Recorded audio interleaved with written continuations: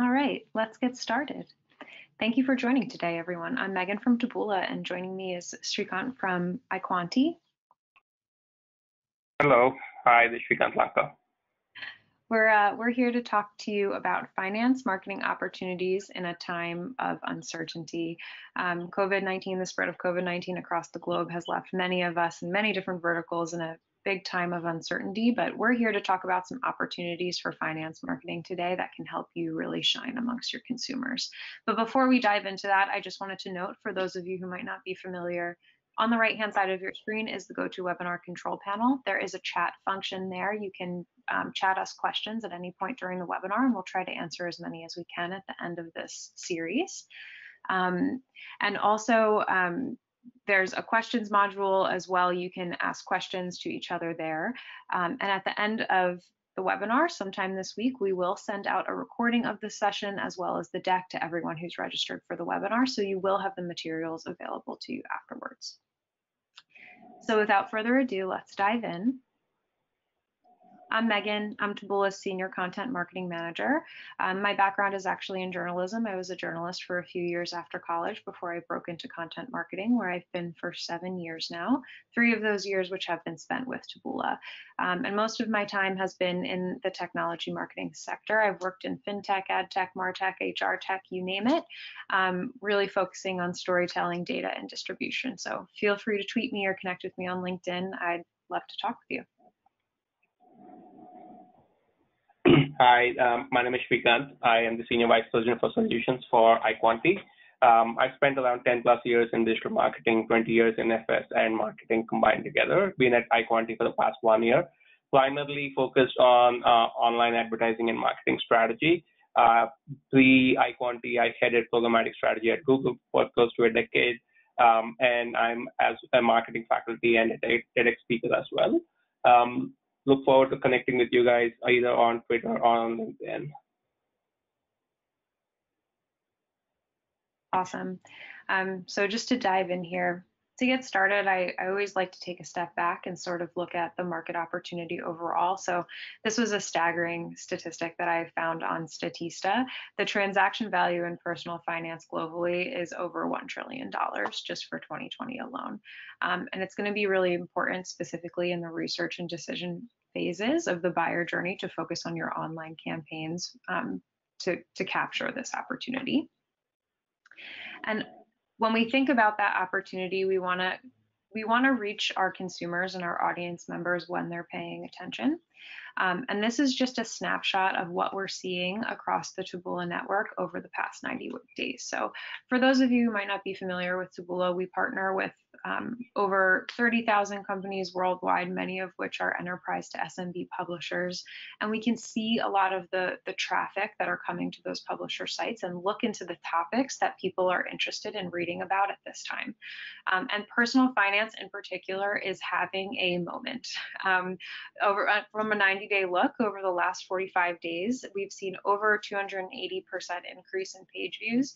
And what's really interesting in looking at this graph is it's extraordinarily related to the spread of COVID-19, or so it looks. There was the first burst of traffic at the end of March, and then unfortunately, as unemployment has started to rival that of the Great Depression, and people are more interested and worried about their finances, we've seen more spikes throughout the end of April and in the beginning of May. And when we dug a little bit deeper, 3 trending topics began to emerge. So it's not really helpful, from my perspective at least, to say just personal finance is having a moment. It's a great time to reach personal finance consumers. Why? We need to know why and what they're actually looking for and reading about. And 3 topics really rose to the top here. So we saw a lot of articles about the stock market, investment, and banking globally. And we're going to dive into 4 different countries as sort of a sample to show you exactly what that might look like globally. But this is a global phenomena that we're seeing for the finance sector. Specifically, to start with the US, this graph on the right-hand side here shows page views over time, the number of readers over time in the last 90 days. And you can see here that investment advice is eclipsing attention here. A lot of the articles that we're seeing in the US specifically are about the stock market, the types of stocks that people could buy or get into on the ground floor, what's volatile, what's not. It's very specifically related to the market. Yep, Megan, just quickly adding on to it, what we are seeing, at least from our perspective, is there's a huge amount of appetite for information. It's not necessarily about changing or buying things, but more about trying to understand. So this is a theme that we will talk about through the course of this session. But what we've been seeing, at least from an iQuanti perspective, is more need or more ask for information which will help them understand what's happening and give them reassurance in the situation that we are in. Yeah, it makes a lot of sense too. It's like a very uncertain time and people might not be ready to move right now, but they need the information and are looking for the advice. Yeah. And in the UK, we're seeing a different, or not different, but we're seeing a very similar story with just a little bit of a different twist.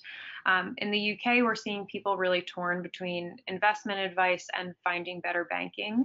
And the articles that we're seeing here are really tied to the value of bank shares, the value of the pound, specifically like following Brexit. And there was a lot of concern about that, and it has been exacerbated by the spread of COVID-19. And what's going to happen to savings as the market falls. But they're still very centered around investment and banking and information in that category. In India, we're seeing, again, similar but slightly different trends. India's personal finance consumers shifted from looking for information about their income tax back to investment and banking. And specifically, we're seeing a lot of articles about some of the bigger banks specifically in that country. And then finally, in Australia, Australian personal finance consumers are paying attention to investing advice, specifically around the thought leaders, though. The articles that were coming to light were a lot of advice from Warren Buffett or Bill Ackman or from different world leaders. They were looking for advice from the pros instead of just blanket news about investment. Of course, there was blanket news about investment and finances in there as well, but some of those articles really rose to the top as attracting more page views than others. Yeah, continuing on what Megan was mentioning, we've been seeing similar trends in terms of the personal finance space, wherein huge amount of demand for information, but there's also, if you peel the onion, if you will, there are some products and products and product categories where information demand has slowed down. In the United States specifically, credit cards has been a decline, and as well as on the other hand, like finance, advisory and loans, primarily the business loans, is on the rise. And most of that is related to trying to understand what is the short-term needs vis-a-vis the effects that they are seeing vis-a-vis COVID and stuff like that. In UK, similar trends, but they're seeing a more recent uptick, if you will, on the rewards categories after there has been a slowdown.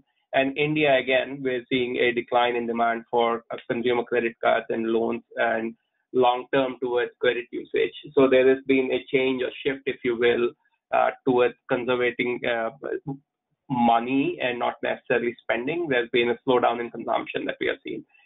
The only disconnect to what I was saying earlier is in India, we are seeing a huge amount of new account openings from an investment perspective, going back to what Megan was saying earlier on. But overall, as we have seen, consumer demand driven by search trends, there has been a little bit of fluctuation where for some sectors it's going down. At very small pockets, we have seen an increase in uptick in terms of information, but more ask has been for mid-funnel content and content around more informational, not necessarily keywords which are related to conversions or down funnel activities.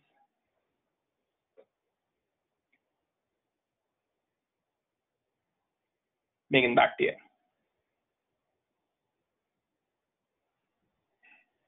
So again, on this one, the way we've been looking at this is trying to understand what should we be doing, or what should you as a marketer be doing in this specific time.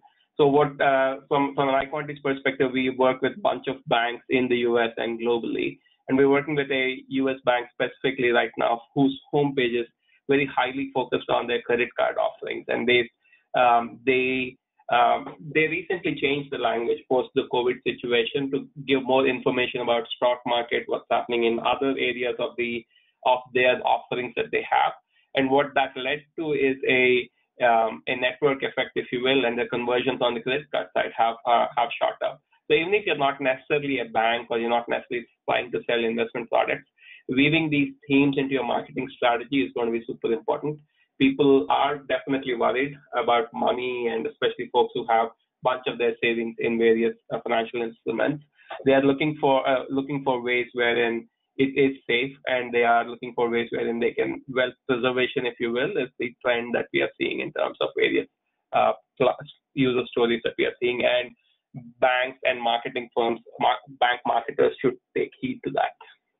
Yeah, no, and I definitely always found that example like a really interesting example, just like a small switch in copy on the homepage quickly based on like trends that are happening, based on search trends or based on news trends, was able to change the return that advertiser was seeing. So these trends are definitely important, and they should resonate in the content and the creatives that you create, and that's where we're going to go next. Absolutely. So specifically, let's start with content, how to create content that resonates well. So this is our approach to thinking about content. We think about it in layers. We think about it from a three-pronged layer approach. The core of it is, what is your brand? What are your key products that you actually sell? And adjacents are things that are about needs that can be fulfilled from your product. And resonate is the third bit, wherein it is content which the users are looking for, and they connect with the brand, but not necessarily directly linked to the product that you might be offering. And based on that, for all of these three layers, we then look at what is the purpose, what's the plan, and what are the challenges, and define those. That's the approach that we go through. The performance impact, if you will, from a core to adjacent to resonate is decreasing, core being the highest in terms of performance, and then it kind of slows down. However, the reason I highlighted resonate at the end of this is because that, in my view, is the need of the hour, if you will, from a user perspective. They want content which is going to be appealing to them. As you can imagine, a bunch of folks are sheltering in place or staying at home or in lockdown, depends on the country and the language that you're using. And they are looking for information, and they don't have much to go after. And you're seeing a huge amount of spike in terms of information searches, and this is where they would be coming to. And you're not necessarily looking to sell, but you're actually making sure that your message resonates to what they're actually looking for. And this is actually something that I come up against a lot as a content marketer. Like it sounds, sometimes I feel like people say like, oh, of course you want to add value or just information and not sell your products. But when it comes down to actually making the butter, so to speak, people tend to always want that sale in there, and there's definitely a way to do that. But I agree with you, like now is the time for information and value add first and selling second. Yeah, and users are smart, right? They are able to quickly glean out when you're trying to do a oversell as opposed to trying to empathize with them and give them information that they're looking for. Yeah. So talking a little bit, I guess, to piggyback off of what you were saying, this is just a picture, an example of how you could actually map the content that we're talking about to the funnel based on the different trends that we spoke about in the beginning. So I spoke about trends in the news. Srikant spoke about trends, search trends, and using both of those trends, you can build content that maps exactly to the stage of the buyer journey that you are looking to target that might be servicing your needs right now. So whenever I talk about this, I use the same three basic personas, Alex, Anna, and Joseph, who are at this point very good friends of mine.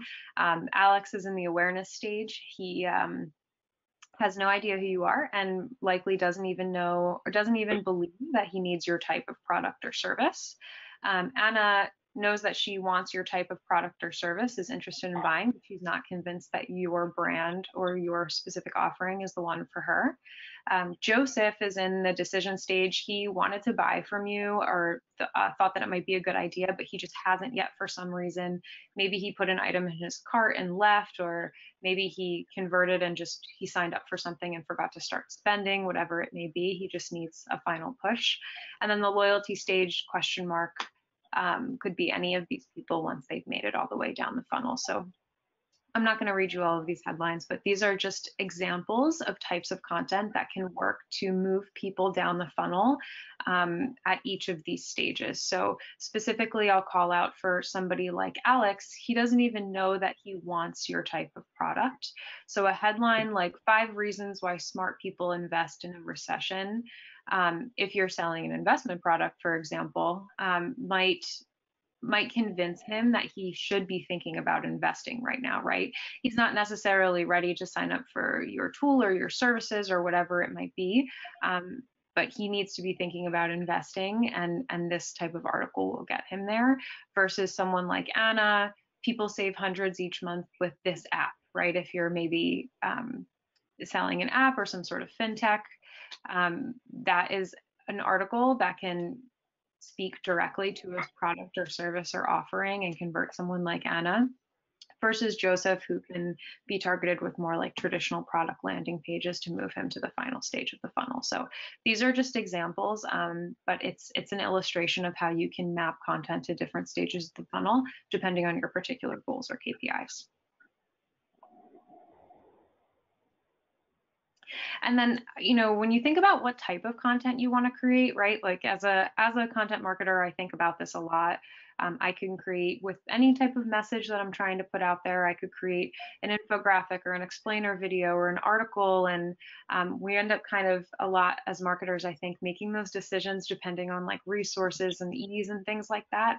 But there actually are specific types of content out there that your audience is more likely to react to in a more positive way. So this is a graph that we took from our recent finance benchmark report, and we are still seeing these trends hold true, especially today in the times of COVID-19. So just to explain a little bit about what you're looking at here, we like to think about opportunities for our advertisers in terms of supply and demand.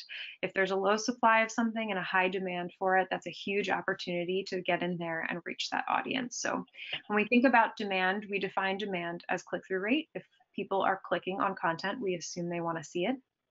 And we defined supply as the spend percentage across the network. So of all of the content running on our network, what percentage is finance content, and how many people are clicking on it. So in particular, as you can see in this graph here, a lot of people are clicking on content with video landing pages, but there's not a lot of supply there. So while text-based articles might work really well for you, and same with photo gallery content, and while text-based articles might work well for you, there is competition there. There's a lot more competition there. You might end up paying higher CPCs depending on who you are and what competition is running across the network. So test things like video landing pages and photo galleries and see if they work well for you.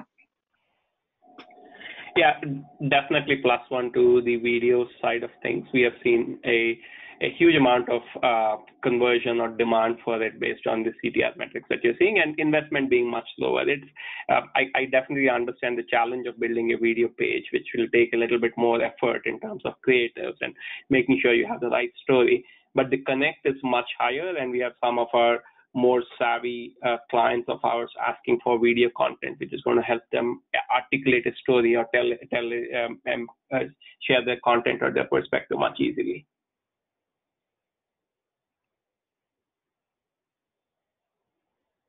Cool.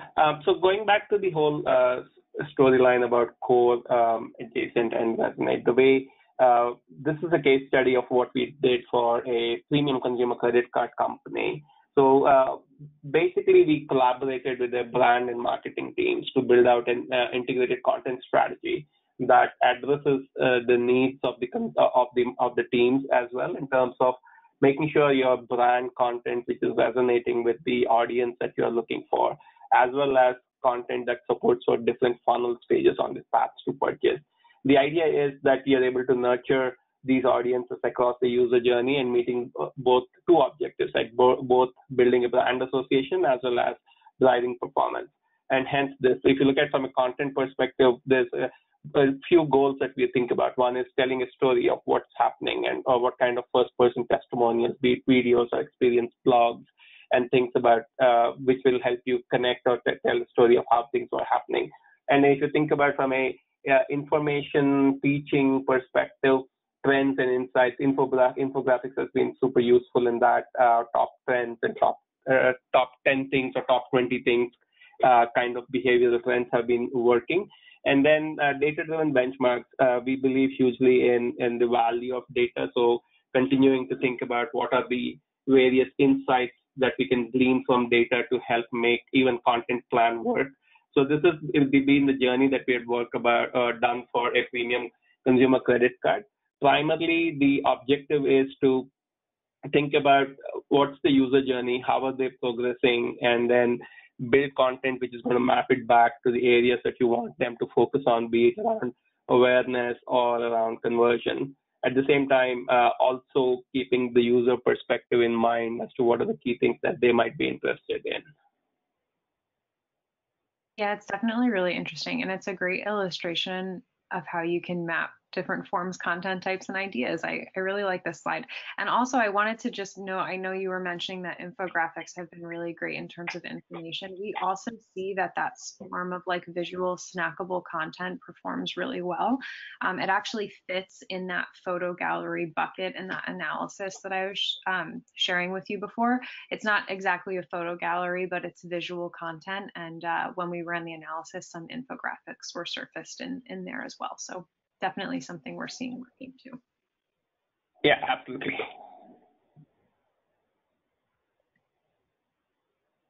Okay, so we just want to move on now to different types of creatives that you can use to promote this content. You've done all of this work creating this great content. You have great information for your audiences.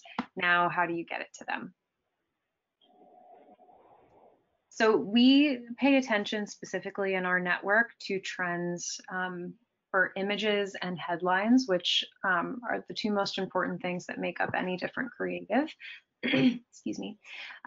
So we're seeing a couple of things in the finance vertical specifically that are actually a little bit surprising to me. So one, people in the finance category are not clicking on images with animals in them, which is different to almost every other vertical other than news and politics across the network. So it's definitely something unique to the finance vertical. Skip the funny images of the dogs holding the piggy banks. And also we're seeing a trend for colorful images. This one might seem obvious at first, but we've actually seen this trend change a lot and flip-flop back and forth. So we'll see 1 month colorful images having much higher CTRs and 1 month black and white images having much higher CTRs. And it's usually, in my perspective, when I see it flip, it's usually a drastic change. Like right now we're seeing color images have a 30% higher CTR than black and white images. And last month, black and white images had a 60% higher CTR. So it's definitely something to keep your eye on. As more people use color, a black and white image might stand out more versus whereas more people use black and white, a color image might stand out more. So it really depends on the time. And just a couple more here to note, definitely use photography only. This one's actually pretty universal, except for a few cases. You're gonna wanna use photography and not use illustrations at all. And also female subjects and images are driving higher click-through rates. And you can keep track of these trends. Just a little note, we do have a site called trends.taboola.com, and they have image trends, title trends, keyword trends. You can take a look. This analyzes millions of ads running across our network each week. It refreshes on Sunday, so you can see the weekly trends that might work well for your vertical, for your platform, for your language, or for your specific country. And one of the things that is also on that site, and actually one of my favorite things to dive into as a content marketer are the keywords that are driving higher engagement. So we surface them in 3 different buckets, and right now this is what we're seeing for the finance category. Strong engagement keywords are keywords that are driving high CTRs. However, much like much like the content types that I was showing you before, there may be higher competition here, right? They're driving a higher CTR impact over time. But you can use them and they will increase your CTRs. However, you might have to pay a little bit more to fight the competition there. Strong competition keywords are keywords that are overused, and we're starting to see a little bit of creative fatigue with those keywords, and the CTR is starting to go down. Opportunity keywords are keywords that we're just starting to see come to light. They're driving high CTRs, and not a lot of advertisers are using them. And they do tend to be, like when you look through the site and when you're looking at this list right now, they do tend to be a little bit more obscure, right? It might be something that is working well for a particular region. Like for instance, the number 4 here and the opportunity keywords is Dubai. That might not be a great fit for a general fintech brand looking to meet their audience. But some of them, if you can make them relevant when you're writing your headlines for these creatives, they can help increase your CTR. So just taking some of these examples, tying it all together, these are example titles that are written based on those keywords, based on the trends that we're seeing, based on the search trends, the news trends. This is what they could look like. And on the site as well, there's a predictive title tool. You can actually write your own headlines and see how they stack up against each other. In this case, how to think about investing today to impact long-term wealth was the winner. Yeah, so it's a handy little tool that you can use to write your headlines.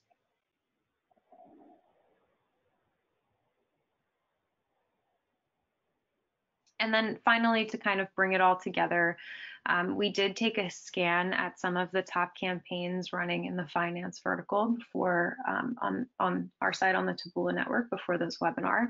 And there were just a few strategies that sort of rose to the top that people are using today. So one in particular was age specification. So if your particular product or service is relevant to a specific age group, it's helpful to call that out in the headline. You might see less traffic to that page, but this helps to qualify the traffic that you are seeing and might help increase conversion rates on the landing page in particular, or specifically like as you go. A second one, I kind of grouped 2 of them here into one example. They don't necessarily have to be used together, but the second one is a specific location, similar to age. It helps qualify an audience, and a sense of urgency to sort of convince people to click.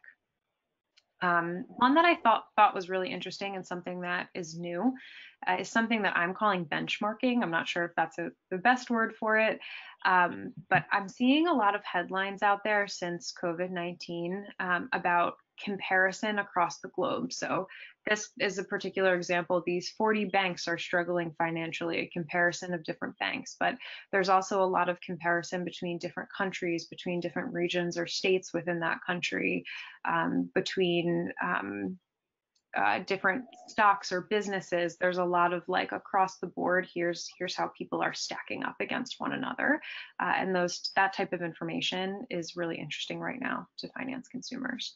And then finally, this one is kind of standing true to the test of time, the big reveal, what medical insurance should actually cost. Those types of headlines do well in the finance sector.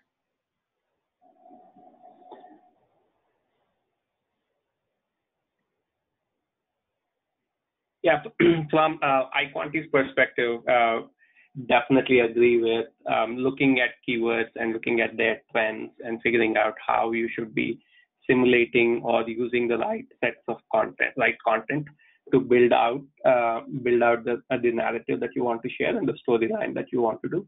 What we have done from our perspective is we use our flagship product called ALPS. It's a data science-driven platform which makes more enterprise outcomes predictable. Basically, we started re-engineering and reverse engineering Google's ranking algorithm and making sure that we have a better understanding of the SERP with the search engine results page.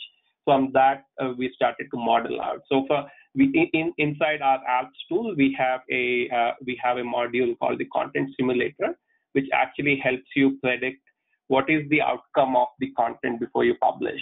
And we ask a few questions, right? We need to understand, helps you determine as to what content you need to get more organic traffic, and you can also use it for headlines and content.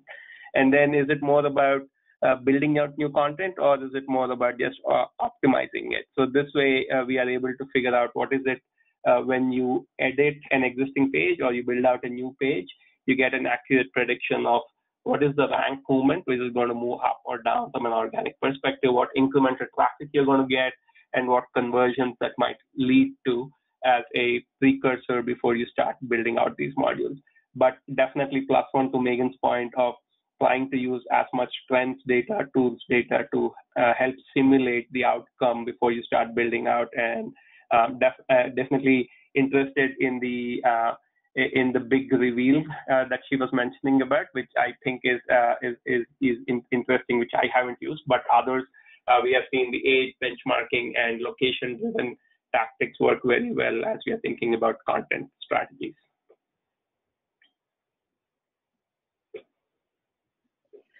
All right, so just moving on to the next step here, I guess.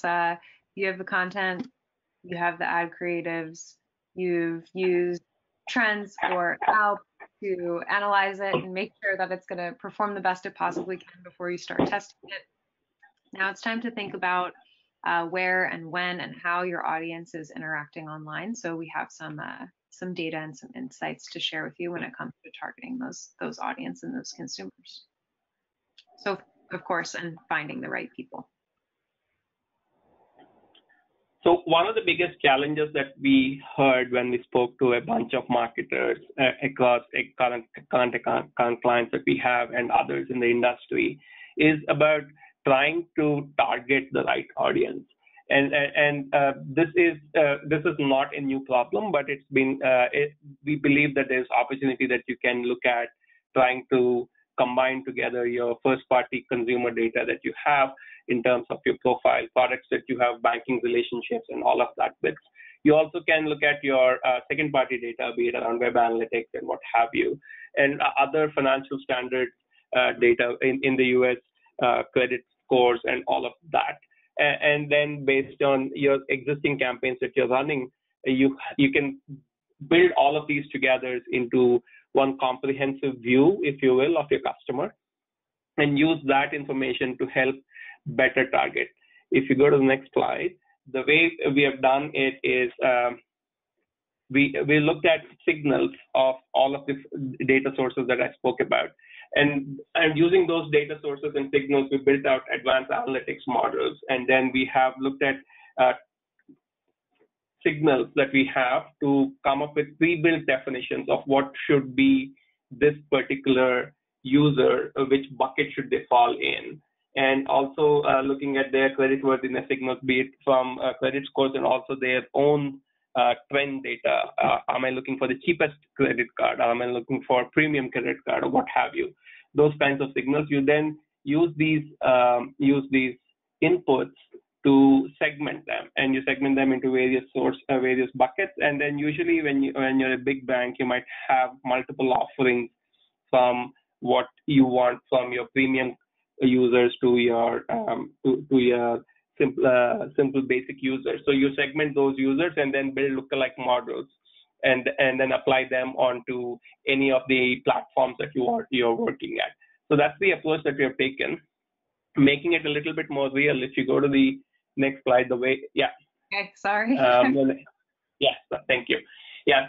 So for a bank customer, let's assume you have an existing bank customer, you might be aware of their current engagement with you. You might also be aware of things that are outside, but you have a better value or propensity that you're looking at, and using them to build out a profile. So this has been super useful as we have started using this modeling to then target existing customers for credit cards. So this is the approach that we have used to significant effect. And whenever we're spoken to, what we have seen is a lot of banks have huge amounts of first-party data, but it's not necessarily segmented well enough or applied well enough in terms of identifying the right customers or applying it onto the right customers. Google tools and other tools have improved, but there's still opportunity to make it better, to tighten the targeting and to get better return on whatever your ad spends that you're looking at, and drop down your CPA for these. Yeah, definitely. I mean, taking advantage of the data that you already have is something that we recommend too. Um, and it can be extremely powerful, especially if you're just getting started on a different channel. In terms of just overall trends that we're seeing, I want to go back to the finance benchmark report that I mentioned to you guys earlier. And there's just in the same structure, that same supply versus demand with the CTR and the spend percentage, there's some takeaways to think about here. So one is that there's a huge missed opportunity here, we think, and for finance marketers targeting tablet devices. So a lot of people think mobile first, and as I've watched these trends over time for the last few years that I've been at Taboola. I've slowly seen the supply on mobile campaigns rise, and that's great. A lot of finance marketers have really taken that advice to heart and taken that opportunity. But the tablets are continuing to be neglected, and there is demand there. There's a lot of demand there. So it might be worth testing if it's something that you haven't tried out yet. Yeah, so Megan, quick call out on that. We have definitely seen a huge amount of appetite for mobile content. However, from a conversion perspective, maybe because not all web properties are mobile ready, or because of the long form, a number of fields that users are needed to fill out in terms of forms. There's been a little less conversion, if you will, on the mobile side of things. However, one of the recommendations that we have been sharing with our clients is think about different alternatives in terms of making it a short form or having it go to a click to call, if you will, which is then going to prompt a call center to call you back, and different ways to engage on it. A huge amount of opportunity that's missed out, and tablet is even more, as you're showing out here. Yeah, absolutely. That's a good idea, the click to call thing. Okay, so then I also just want to take a look at some of the data that we're showing over time. So this graph we pulled at the end of 2019. So things have changed a little bit in 2020, of course, as we all know. I did want to include it though, because as we continuously see this spike around Q3 and an opportunity for finance marketers that they might be missing a little bit. So the world is changing now, and like we said, finance is having a moment, as it were, and there definitely is an opportunity for finance marketers now. But pay attention, I guess, as the year continues to Q3. We typically see supply tend to drop a little bit in this quarter, whereas in some cases demand really increases or stays exactly the same. So there's might be an opportunity there to reach finance consumers at a time when others in the space are taking a step back from their spend.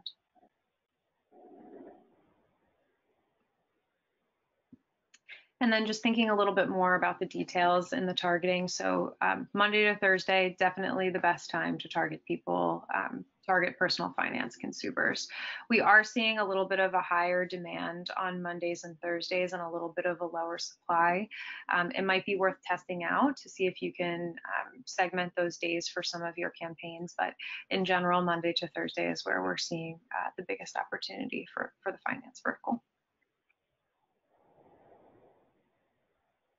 And then just drilling it down one step further, thinking about the time of day. So in this graph here, from the hours of midnight to 6 a.m., it looks like there's this huge opportunity, right? But the reason that it looks like that is because nobody's awake. There's no opportunity there. I wouldn't recommend targeting people between the hours of midnight and 6 a.m. However, it does kind of seem like the personal finance consumers are an early morning crowd. 7 a.m., 8 a.m., 9 a.m., there's lower supply for those consumers, and there definitely is higher click-through rates and higher demand. So again, it just might be worth testing for any of your upcoming campaigns to see if you see more traffic during those times. And then just a quick note here, just if you are, Taboola, we're focused here on the open web, right? So if you are thinking about the open web, I always like to note that these audiences are just really different from search and social audiences. So I wouldn't necessarily go in assuming that you know who your audience is on the open web. These people are in a little bit of a different mindset. They're looking to discover new things. And I recommend targeting in terms of your sites and your audience segments as wide as you're physically comfortable with, just to see what sorts of people and what sorts of sites convert for you. I think we've seen a lot of our advertisers be surprised. So just a note on that for if you're just getting started. And then finally, I like to throw this in there. There's not really an action item to take away from this, but most finance marketers on the open web seem to be running lead gen campaigns, and those are the ones that, you know, they are finding the most value from. There are definitely a big chunk running page view campaigns and campaigns targeting purchases as well, but the majority of company is focusing on lead generation.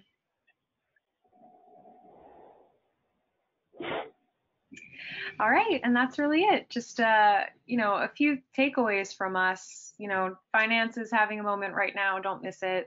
Trends like investment banking, financial growth opportunities are doing well. You're going to want to create content that's genuine, valuable, resonates with today's customer needs. You want to, you know, as we were saying, create content that nurtures your audience, not just focuses on acquisition. Try testing tablet devices, video landing pages, some of the other recommendations that we made. You might be surprised in terms of an increase in performance that you see. And then stay up on those trends. You know, changing up those creatives often is definitely a great way to make sure that your campaigns keep performing over time.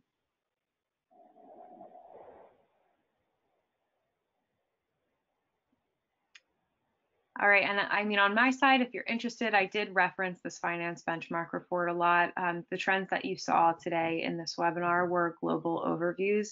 You can download the full report at the URL all the way to the left there, and there's by country breakdowns and some more insights there that you guys might find interesting.